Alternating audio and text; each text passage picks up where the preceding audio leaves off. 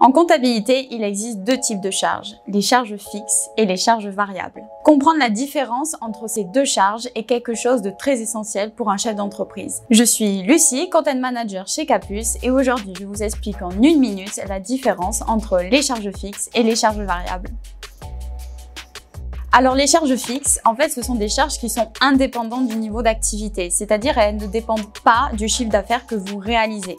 Donc peu importe que vous fassiez du chiffre d'affaires ou que vous soyez pas du tout rentable, vous allez devoir en fait payer des charges fixes tous les mois. Et donc par exemple, des charges fixes, ça va être le loyer, les assurances, les salaires ou des abonnements comme par exemple un abonnement téléphonique. Par contre, les charges variables, elles, ce sont des charges qui vont varier par rapport à votre niveau d'activité.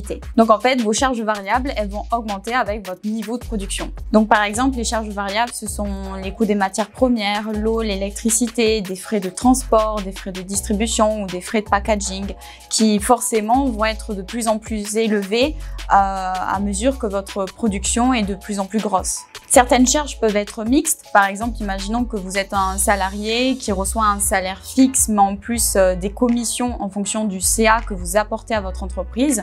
Et bien là, le salaire fixe, c'est une charge fixe, mais par contre, les commissions, puisqu'elles dépendent du CA que vous apportez, eh bien, ce sont des charges variables. Alors, quel est l'intérêt de faire cette distinction entre charges fixes et charges variables? Ça permet déjà, en fait, de voir le poids que représentent certains coûts sur votre chiffre d'affaires, mais ça vous permet aussi de calculer la marge sur coût variable qui représente en fait l'excédent de chiffre d'affaires sur vos charges variables. Et du coup, en fait, cette marge sur coût variable, elle représente la marge que vous avez pour financer l'ensemble de vos coûts fixes. Et de là, vous pourrez aussi calculer le seuil de rentabilité qui correspond au chiffre d'affaires minimum que vous devez réaliser pour être rentable. J'espère que cette vidéo vous a plu. N'hésitez pas à la liker et à vous abonner à notre chaîne si ce n'est pas déjà fait. Je vous dis à très bientôt pour de nouvelles vidéos.